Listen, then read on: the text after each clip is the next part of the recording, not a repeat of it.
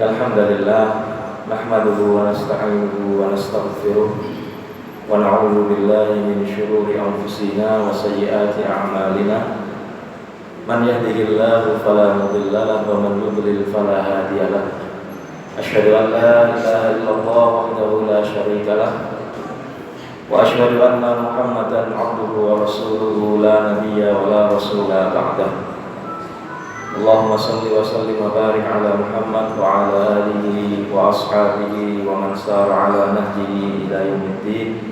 Wa ba'du, ma'asyiral muslimin para jamaah Masjid Al-Muhajirin ingkang mugi tansah pinaringan rahmat saking Allah Subhanahu wa taala. Puji syukur monggo senantiasa kita aturaken dumateng Allah Subhanahu wa taala ingkang sampun maringi kita kenikmatan ingkang sangat kathah, ingkang sampun maringi kita kenikmatan ingkang luar biasa, sehingga dalam kesempatan ini kita sedaya saged nglampahi salah setunggal perintahipun Allah Subhanahu wa taala inggih menika ibadah salat maghrib lawan berjamaah. Mugi-mugi napa ingkang kita lampahi dipun catat Allah Subhanahu wa taala sebagai amal kebaikan. Amin ya rabbal alamin. Para jamaah sedaya, insyaallah dan kesempatan ini kita badhe nglajengaken pengaosan kita dan pertemuan saderenge. Terus tentang pertemuan saderenge sampun kita bahas bab terkait fikih kuliner, terkait hukum halal haram makanan lan minuman ingkang kita konsumsi setiap hari. Nah, rumiyin sampun kita bahas terkait pertama masalah lan apa kita sedaya kedah konsumsi makanan lan minuman ingkang halal. Lajeng kedua sampun kita bahas ugi terkait kriteria kehalalan utawi kriteria keharaman suatu makanan. Keranten apa? Keranten hukum asal dari makanan dan minuman ingkang kita konsumsi niku hukum asalnya halal. Kejawi napa mawon ingkang sampun dipun terangaken Allah Subhanahu wa taala bilih makanan lan minuman niku termasuk kategori makanan dan minuman ingkang haram. Utawi disebutakan Rasulullah Sallallahu Alaihi Wasallam terhadisipun. Nah, monggo sampun kita bahas di antara kriteria umum saking makanan ingkang haram. Pertama inggih menika makanan ingkang najis, makanan ingkang najis. Lajeng kedua makanan lan minuman ingkang memabukkan. Nah, ini sampun kita bahas. Lan terakhir makanan lan minuman ingkang mengandung madarat. Nah, tentang menika kita lajengaken pembahasan terkait syarat khusus. Nah, syarat khusus niki para ulama bahas menawi syarat umum. Kemudian kita bahas niku mencakup semua kategori makanan, okay? Baik makanan yang berasal dari binatang atau berasal dari tumbuhan. Nah, syarat khusus niki syarat-syarat utawi kriteria makanan haram ingkang wonten kaitane kalian binatang. Nah, terkait syarat khusus niki kurang lebih wonten 6, okay. 6 kriteria wonten syarat kriteria khusus binatang-binatang yang masuk kategori binatang yang diharamkan. Kriteria pertama inggih menika eksplisit diharamkan. Eksplisit niku napa? Eksplisit niku maksudnya memang secara tegas Allah nyebut bele binatang niki haram, ngoten niki. Jadi dipun sebutaken jenisé, ngoten niki. Nah, niki contohnya di babi. Terus wonten malih contohnya khimar ahliyah utawi keledai. Kira wonten maca wonten keledai napa mboten? Kedelai kata Pak. Kedelai kata. Tapi nek keledai kata mboten wonten. Jangankan keledai ya. napa jarak kok jarak teng mriki. Rumiyin tetun niku wonten niku Pak. Tangga kula niku nggih tasih keluarga namine nek kula nyeluk niku paling Tokib. Kira nami sinten nami sebenarnya sinten mungkin tahu kan mungkin lagi celok paling Tokib niku pendamelane napa enggak ada jarak terus damel napa alat transportasi ngoten niku. Nah, terus niku ya contohnya wonten babi kalian keledai. Niku jelas-jelas dipun sebut teng Al-Qur'an lan teng hadis niki kategori binatang ingkang haram. Lajeng nomor kali bangkai. Bangkai nggih utawi yang mriki nyebute napa batang. Bangkai binatang. Nah, wonten pengecualian bangkai iki kecuali bangkai ikan lan bangkai belalang. Nah, niku angsal dikonsumsi. Lajeng ketika segala macam binatang yang dzumikhlabin. Dzumikhlab niku gadai cakar. Kalian dinabin niku gadai taring utawi siung. Nah, tapi cakar ingkang mlebet kategori binatang ingkang haram, jadi binatang yang memiliki cakar yang kategori masuk binatang haram niku nalikane cakare niku cakar kangge nerekam mangsaipun. Terus nggih ingkang ada cakar ngeten nggih binatang-binatang buas. Sehingga binatang-binatang sing gak ada cakar tapi cakare niku mboten kangge mangsa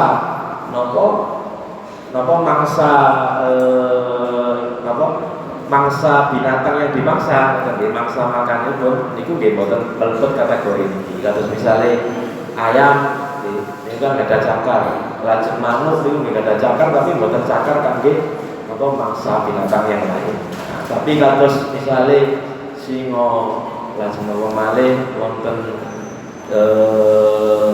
macan, nah niku mlebet kategori binatang. Lajeng kategori keempat binatang-binatang ingkang dilarang untuk dibunuh. Nah, binatang yang dilarang untuk dibunuh. Contohnya nopo, contohnya dilarang ingkang haram dibunuh misalnya enten kodok, semut, tawon, lan jenis-jenis burung tertentu. Lan enten ugi kecuali binatang-binatang yang haram dibunuh itu haram dikonsumsi. Tapi sewaline binatang-binatang yang diperintahkan dibunuh niku nggih haram dikonsumsi. Kados misalnya tikus, kalajengking, lajeng wonten gagak, lajeng wonten tekek. Nah, niku kategori binatang-binatang sing justru diperintahkan Nabi untuk membunuh. Nah, niki rugi masuk kategori binatang yang diharamkan. Nah, lan terakhir ingkang nomor 6 nggih menika khaba'is. Khaba'is niku artose binatang-binatang yang menjijikkan. Nah, mari kita bahas dos pundi kriteria menjijikkan niku standare napa ngoten. Nah, ini kita bahas secara lebih rinci. Para jamaah sedaya, dados saderenge kita lajengaken pembahasan iki memang sekali lagi mengkonsumsi makanan yang halal niku merupakan suatu kewajiban kita sedaya. Mengkonsumsi makanan yang halal niku kewajiban kita sedaya. Lan sahabat kita bahas saderenge kata alasan lan apa kita kedah konsumsi makanan ingkang halal lan apa kita kedah nebehi makanan-makanan ingkang haram. Di antara alasan penting keranten napa makanan ingkang kita konsumsi itu berpengaruh kalian perilaku kita, ugi berpengaruh kalian mangke nasib kita saged berpengaruh kalian nasib kita dan akhirat kelak. Kados sampun kita bahas saderenge bila Rasulullah sallallahu alaihi wasallam nate dawuh dan salah setunggal hadis ingkang diriwayatkan Imam Tirmizi, ayyuma 'abdin nabata lahmuhu min suhtin fannaru aulasi. Ingkang artose siapa saja yang dagingnya tumbuh dari makanan yang haram fannaru auladi, maka neraka yang lebih pantas baginya. Maksudnya lebih pantas kangge bersiagen dosa-dosa akibat konsumsi makanan ingkang haram. Ini kan ancaman ingkang sangat luar biasa. Monggo kita sedaya jagi awak kita piyambak lan keluarga kita piyambak ugi lingkungan kita saking konsumsi makanan-makanan ingkang haram ini. Nah, para jamaah sedaya kita bahas ingkang pertama inggih menika makanan ingkang secara jelas diharamkan. Nah, niku wonten dua jenis ingkang masuk kategori niki.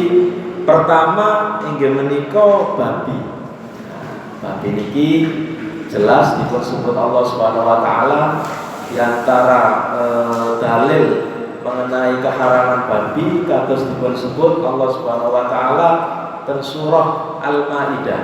Dan surah Al-Maidah ayat ketiga. A'udzubillahi minasyaitonirrajim. Bismillahirrahmanirrahim. Hurrimat 'alaikumul maitatu wad-damu wa lahmul khinzir. Diharamkan bagi kalian al-maitatu. Al-maitah niku bangkai, wad-damu daging babi. Nah, bahasa Arab damu niku darah, wad-damu darah, wa lahmul khinzir lan daging babi. Jadi secara jelas disebutkan tentang Al-Qur'an mengenai keharaman daging babi. Nah, tapi senajan ingkang disebutkan ayat niki walahmul khinzir niku daging babi, tetapi hukum keharaman babi niki boten namung daging mawon. Sehingga misalnya lemaknya boten napa-napa, kulite boten napa-napa nggih boten ngoten nggih. Jadi alasan keharaman babi niku utawi senajan disebut lahmul khinzir tapi yang diharamkan semua jenis utawi semua bagian dari babi itu sendiri. Mulai dari bulu, lajeng nopo, lemak, lajeng gajah, sedaya pokoknya termasuk kategori hal-hal utawi sesuatu ingkang diharamkan. Para jamaah sedaya, nah perlu kita pahami, bele memang kata penelitian-penelitian ingkang mbuktiaken bele babi niku setelah diteliti nggadahi beberapa hal negatif nggih. Yang nanti meskipun enten penelitian yang menyebut babi niku nggadahi sifat napa nggih? Boten cemburu kan pasangan ngoten nggih. Dadi nek pitik niku kan nek misale babone diganggu pitik liyane kan dijak karung, tapi babi niku boten. Dadi nek misale enten napa? Babi lanang lintu marek-marek napa?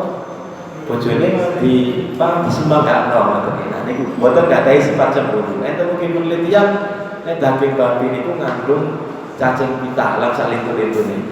Nah, niki para jamaah ingkang perlu kita perhatosaken niki mboten alasan pengharaman babi. Jadi babi niku diharamkan mboten keranten wonten perilaku sing napa? Buruk utawi mengandung cacing pita utawi babi niku uripe ten panggenan kotor nggih ngantos kotorane niku ditedha boten iku alasane ngoten nggih.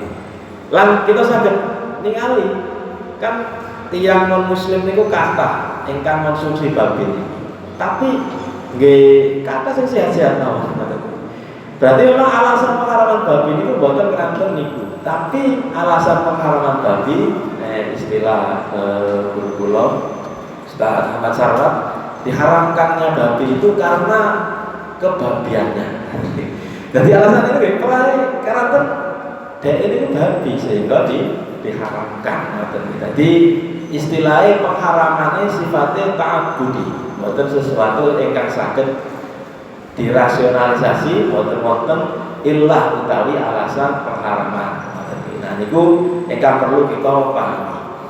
Langsung nomor kali binatang yang haram karena napa dipun sebutaken secara tegas teng Al-Qur'an inggih menika keledai. Utawi bahasa Arab niku himar. Nah, niki kedah bener ucapan ini apa? Mengucapkannya harus benar. Jadi himar damel hak nggih. Himarun niku artose keledai. Utawi himar kita nyebutnya nggih. Mirip jaran tapi bukan jaran. langkung alit timbang jarak. Tapi nek khimar damel kho ya khimar niku mboten keledai artose. Napa artose? Jadi sekarang adik-adik tahu artinya khimar pakai kho. Napa? Khimar apa? Khimar nek damel kho niku artose kerudung sing dipakai ibu-ibu. Nah, dadi benten nggih. Nek damel hak niku khimar artine keledai, tapi nek kho khimar niku artine kerudung sing biasa dipakai ibu-ibu. Nah, niku dados pertama niku terkait istilah. Nah, maka disinten mriki disebut al-himarul ahli. Al-himarul ahli niku berarti himar sing koma, himar sing dipelihara. Keranten wonten jenis himar sing jenise niku himar wahsi. Himar wahsi niku himar liar. Himar liar niku nek kita sering ningali rumiyin zaman kula niku tasih sering kula ningali siaran Discovery Channel. Isine binatang-binatang. Semerak zebra Pak. Nah, zebra niku justru mboten haram. Zebra niku sing blonteng-blonteng napa ireng putih niku malah justru mboten haram. Sing haram niku himar ahli utawi keledai darat. Nah, dalile wonten saking hadis riwayat Imam Al-Bukhari Rasulullah sallallahu alaihi wasallam dawuh innallaha wa rasulahu yanhayanikum an luhumil humuril ahliyah fa innaha rijsun. Nah iki alasane Allah Subhanahu wa taala lan rasule yanhayanikum melarang kalian an luhumil humuril ahliyah untuk memakan daging khimar ahliyah, khimar peliharaan, keledai peliharaan. Fa innaha rijsun, karena daging atau keledai peliharaan niki rijsun. Rijsun niku termasuk kategori binatang ingkang najis. Nah, terus niku wonten kalih binatang ingkang atau diharamkan secara jelas di Al-Qur'an maupun di Sunnah, inggih menika babi, lan kedua khimar peliharaan. Lajeng kriteria kedua binatang yang diharamkan inggih menika bangkai. Nah, bangkai niku definisine merupakan binatang yang mati tanpa disembelih. Jadi enten beberapa jenis, utawi beberapa jenis bangkai. Pertama, bangkai niku merupakan binatang yang haram atau mati tanpa disembelih. Jadi mati niku bukan cara disembelih, tapi mungkin dengan cara-cara yang lain. Sembelih itu berarti mengalirkan darah dari lehernya. Okay. Nah, bangkai niki cara menyembelihnya adalah dengan cara atau matinya tidak dengan cara disembelih. Bisa jadi matinya niku dengan cara yang lain, dengan cara-cara yang lain. Utawi kedua disembelih, tapi penyembelihannya niku boten disembelih secara syar'i. Jadi misalnya disembelih boten syar'i niku nalikane cara menyembelihnya niku dengan cara disiksa. Niku termasuk kategori cara menyembelih yang bukan syar'i. Nah, lajeng termasuk jenis bangkai niku potongan dari binatang yang hidup. Jadi misalnya enten tiang pengen nopo sop buntut, tapi eman nyembelih kambing setunggal. Jadi kambing niku diketok buntutnya mawon. Buntut kambing sing diketok ketika kambing niku tasih urip niku kategori bangkai. Terus boten saged dikonsumsi. Nah, zaman sakniki utawi zaman teknologi ingkang canggih niku wonten ing daerah Singapura niku mboten kados ngoten niku cara iki. Kados ngoten niku kan jelas-jelas nyiksa binatang. Jadi teng Singapura niku wonten pengembangan teknologi. Jadi enten tiyang konsumsi daging ayam tanpa nyembelih daging. Tanpa nyembelih ayam. Terus pun carane daging ayam niku wau wonten ayam urip wonten nggih dipendet sele.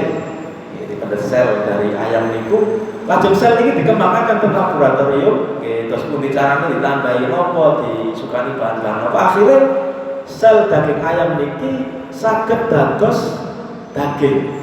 Tapi mboten rupi ayam, mboten rupi ayam ingkang urip, tapi rupi daging.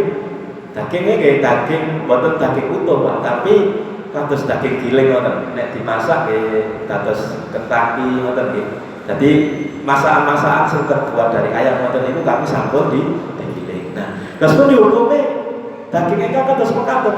Nah, nek napa penelitian ingkang di napa sampun diteliti para ulama, nek saking MUI kados dereng enten fatwa terkait dengan ini. Tapi wonten penelitian saking PWNU Jawa Timur. Nah, niku teliti.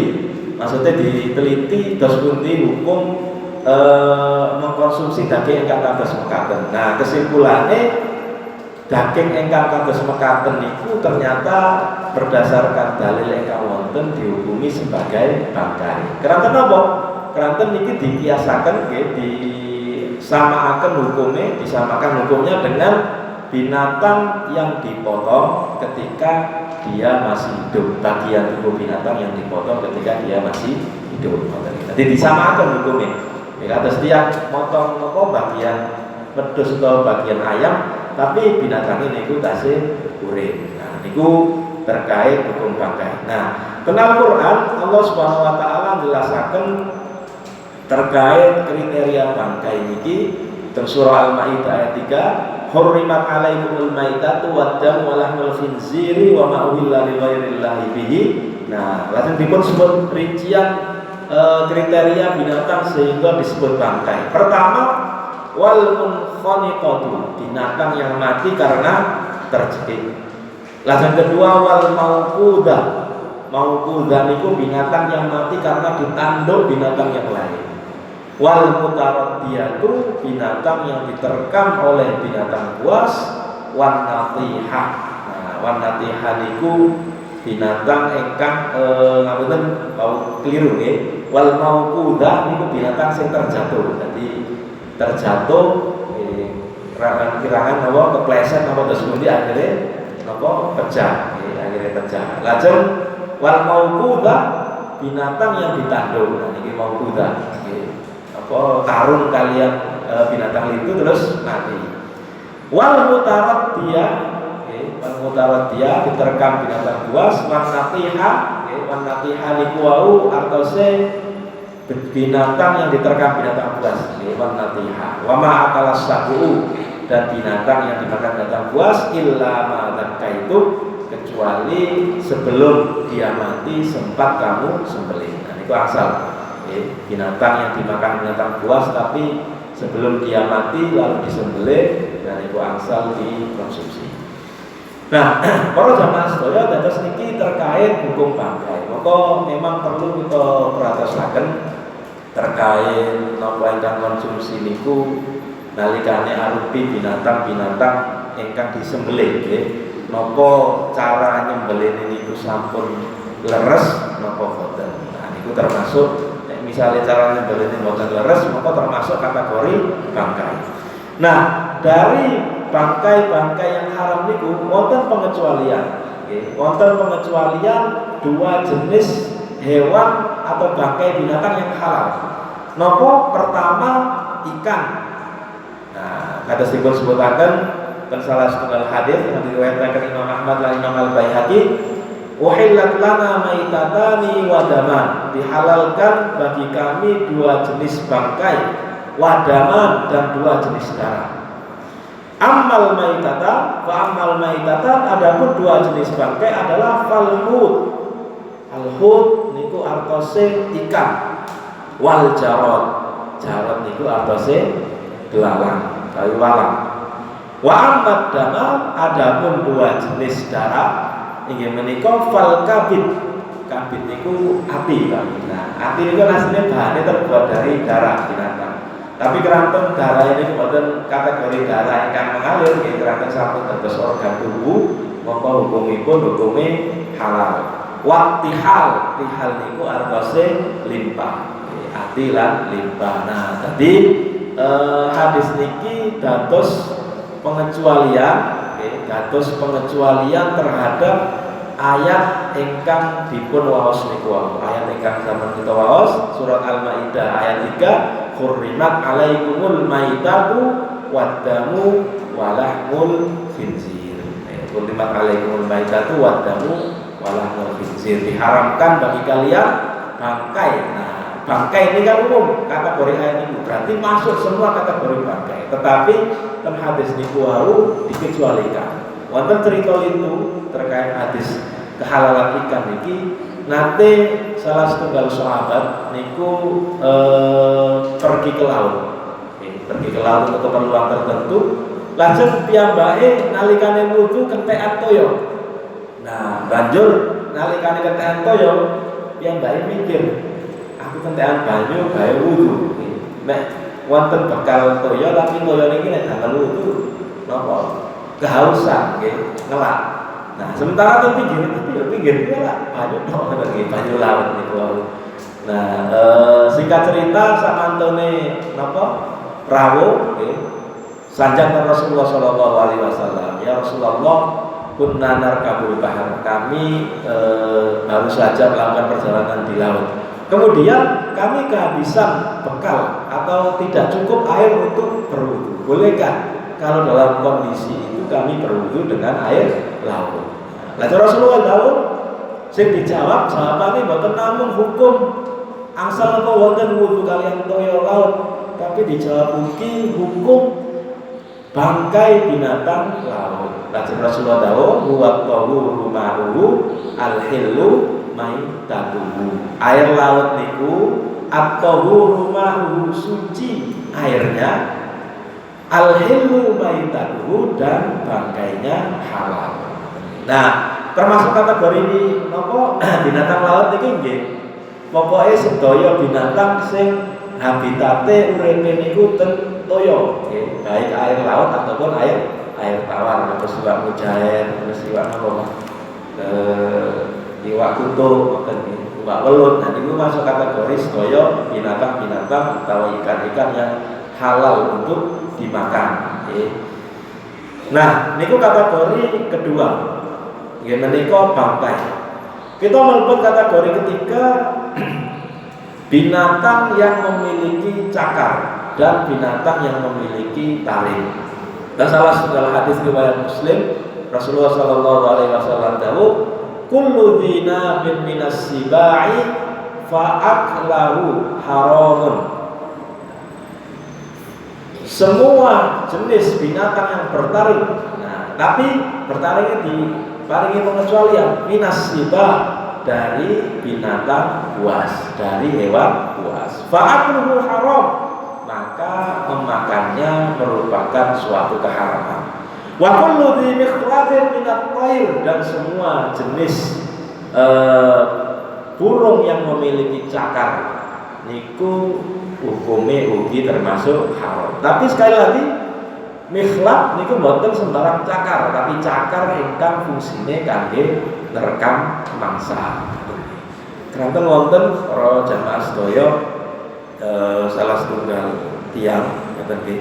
Nah, kirangan niki mungkin pendapat ingkang nyelisih pendapat seluruh ulama ngoten nggih. Wonten ulama ingkang mengharamkan ayam dan burung ngoten nggih. Kecuali niku burung-burung buas. Nah, niku nembe hukumipun haram. Burung buas niku nggih kados elang, burung hantu ini kan burung-burung buas. Ingkang memang makanannya niku makanan-makanan ingkang napa binatang-binatang jinak. Tapi nek burung-burung sing mboten buas, ya semua jenis unggas, ayam, bebek, niku hukumnya jelas halal. Nggih, mboten masuk kategori hadis niki. Nah, enten tiyang ingkang salah mengartikan kata mikhlab.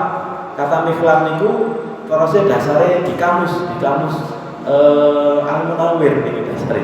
Niku al-mikhlab itu artinya cakar, berarti semua binatang yang memiliki cakar hukumnya haram. Sehingga konsekuensi nih, akibatnya keranten mikhlab niku dimaknai sepokoknya semua jenis cakar. Mongko ayam niku menurut piyambake haram. Nah, keranten ayam niku nggih ngendok lagi, otomatis sandok-ndoke haram bisa menurut piyambake. Tapi sekali lagi ini pendapat ingkang istilah ilmu fikih niku syad niku pendapat ingkang nyeleneh sehingga boten perlu kita ikuti. Sampai tiang niki lho, ranten kula nggih ngikuti Facebook-e, ada Facebook. Saya itu tidak pernah mengonsumsi telur ayam. Sehingga saya punya resep sampai nggak ada resep nopo nggih. Rempeyek tapi boten diparingi telur niku terus pundi ngoten resepnya. Sampai napa saking meyakini bele ayam bele manuk niku haram. Tapi sekali lagi bele mangke jenengan wonten utawi ningali pendapat ingkang wonten boten perlu diikuti. Karena memang boten wonten alasan ingkang kuat yang mengharamkan itu semua. Para jamaah sedaya niku kriteria ingkang ketiga, segala macam jenis binatang yang bertaring dan memiliki cakar yang digunakan untuk memangsa binatang lain. Kriteria berikutnya inggih menika segala macam binatang yang diperintahkan untuk dibunuh. Nah, wonten beberapa jenis. Pertama tikus, kedua kalajengking, ketiga elang, keempat gagak, kelima anjing hitam. Nah, yang keenam inggih menika tokek. Tekek namanya. Nah, wonten hadis ingkang jelasaken terkait masalah niki. Tersalah setunggal hadis Rasulullah Shallallahu Alaihi Wasallam nyebut, Rasulullah Shallallahu Alaihi Wasallam nyebut terkait kategori binatang yang haram untuk dibunuh niki. Khamsun fawasiku yuktalna fil haram. Ada 5 jenis al fawasik.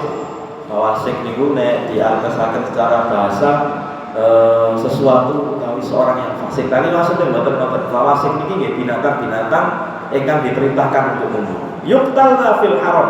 Bahkan di Masjidil Haram niku angsal mejahi binatang-binatang niki. Nah, tiyang ingkang ihram utawi teng Masjidil Haram niku kan mboten angsal berburu binatang, Pak. Tapi nek ningali binatang-binatang niki mongko angsal dipejahi. Napa mawon? Pertama al-fa'rah. Fa'rah niku tikus. Nah, tikus niku salintune haram dibunuh nggih binatang sing kathah madharate ugi menjijikkan. Nah, mongko masuk akal nek diharamkan. Nggih. Lajeng kedua wal aqrab kalajengking.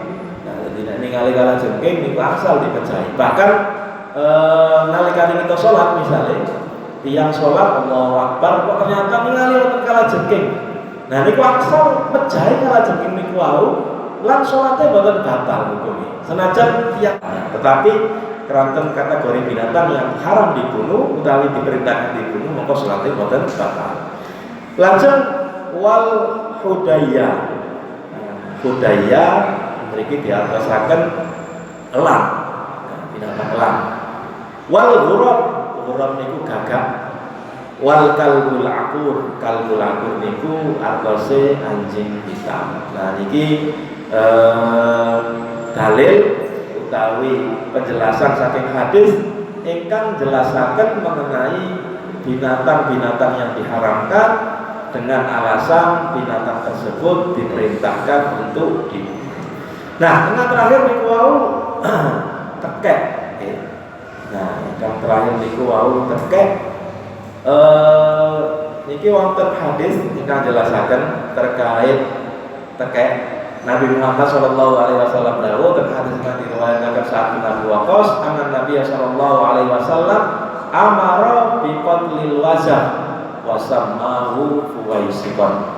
Rasulullah sallallahu alaihi wasallam memerintahkan untuk membunuh al-wazah. Nah, al-wazah niki kata sing salah mengartikan. Dikira al-wazah niki cecek. Nah, padahal bukan cecek. Yang dimaksud al-wazah niku tekek. Tekek. Nah, wasamna fuwaisikon dan disebut dengan fuwaisik. Niki istilah saking Rasulullah. Fuwaisik niku artinya binatang sing jahat. Nah, niku termasuk kategori berikutnya binatang yang haram untuk dibunuh karena yang haram untuk dikonsumsi karena ada perintah untuk membunuh. Nah, kriteria berikutnya binatang yang haram dikonsumsi, keranten binatang-binatang niki justru haram untuk dibunuh. Nek wau diperintahkan untuk dibunuh. Nah, niki kategori berikutnya adalah kategori binatang yang haram, ya, yang haram untuk dibunuh. Contoh binatang yang haram untuk dibunuh, misalnya wonten penjelasan niku wau kodok, nah, katak, ya, katak. Lajeng kedua semut, lajeng ketiga lebah, ya. Lajeng wonten jenis lain, misalnya tentu iki dipun sebutaken salintune jenis-jenis niku burung butbut. Nah, niku haram untuk dibunuh, mongko haram untuk dikonsumsi. Semut misalnya mriki dipun sebutaken salah setunggal hadis, anna namlatan qarasat nabiban.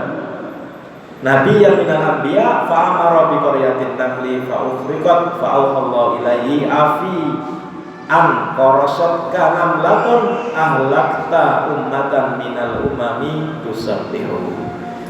Dan mriki dipun sebut wonten salah setunggal nabi atau disebut nabi ini nabi sinten nggih, tapi riwayat itu disebut Nabi Musa. Engkang dicopot semut. Fa amara bi qaryatin namli fa ufriqat. Nah, lajeng keranten napa? Ngamuk wonten nggih. Keranten dicopot semut, lajeng nabi niku merintahkan supados ngobong sarang semut ingkang wonten ten mriki. Mongko turun wahyu, afi an qarasat kana latun ahlakta ummatan minal umami tusabbih. Allah dawuh, apakah hanya karena seekor semut menggigitmu lantas kamu membinasakan satu umat yang selalu bertasbih. Nah, ini penjelasan bele mengenai semut niki merupakan jenis kategori binatang ingkang boten asal dipercayai. Nah, wonten ugi kriteria itu misalnya wau katak, ya, kriteria itu lebah. Nah, lebah bagaimana disebutkan di Al-Qur'an, wa auha rabbuka ilan nahli an tattakhidhi minal jibali buyuta wa minasyajari wa mimma ya'rishun tsumma kuli min kulli thamarat fasluki subula rabbik. Ya, sampai akhir ayat. Keranten lebah niki binatang ingkang gadhahi kehormatan, binatang ingkang spesial ingkang disebutaken Allah Subhanahu wa taala ten Al-Qur'an. Nggih, keranten manfaate kata, nggih, manfaate kata dari lebah niku akhirnya bisa menghasilkan madu. Nah, para jamaah sedaya, lajeng kriteria terakhir saking binatang ingkang haram dikonsumsi inggih menika khaba'is. Khaba'is niku artose binatang-binatang ingkang menjijikkan. Allah Subhanahu wa taala dawuh dalam Al-Qur'an, wa yuhallilu 'alaihimut thayyibat wa yuharrimu 'alaihimul khaba'is. Dan Allah menghalalkan untukmu yang baik-baik serta mengharamkan untukmu binatang yang khaba'is, binatang yang apa? menjijikkan iku wau. Nah, monggo para jamaah sedaya niki beberapa kriteria lan kategori jenis binatang-binatang ingkang diharamkan. Yang menika pertama niku wau binatang yang secara jelas disebutkan di Al-Qur'an. Lajeng kedua bangkai, binatang yang mati tanpa disembelih secara syar'i, binatang yang memiliki cakar dan tertarik untuk memangsa mangsanya dilarang membunuh, binatang yang diperintahkan membunuh, dan terakhir kategori binatang yang menjijikkan. Mugi-mugi napa yang kita bahas tentang menika saged bermanfaat. Sekapan ya, dan sampun waktu isya. Mugi-mugi napa yang kita bahas niki oke, panjenengan sampun.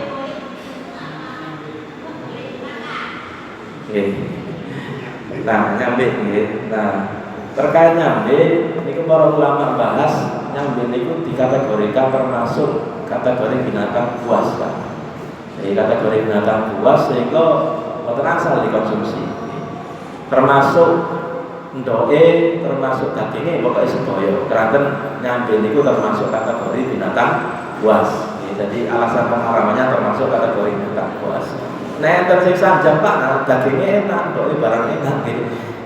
Kenapa halal mboten haram ini mboten enak, tapi nggih keranten niku wau masuk kategori binatang buas, haram kangge dikonsumsi. Jelas nggih? Napa? Dibunuh.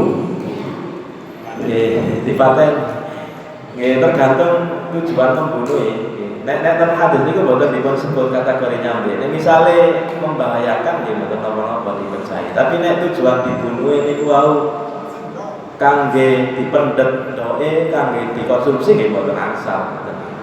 Tapi nek misale tujuan dibunuh dimanfaatkan. Bila kok misale kulite napa? Nggih. Nah niku masalahnya dipakan kan mboten angsal tuh. Nek dimanfaatkan kangge konsumsi mboten angsal. Tapi nek misale dimanfaatkan kulite kados ula niku kan kulite saged didadosaken jas, didadosaken dompet.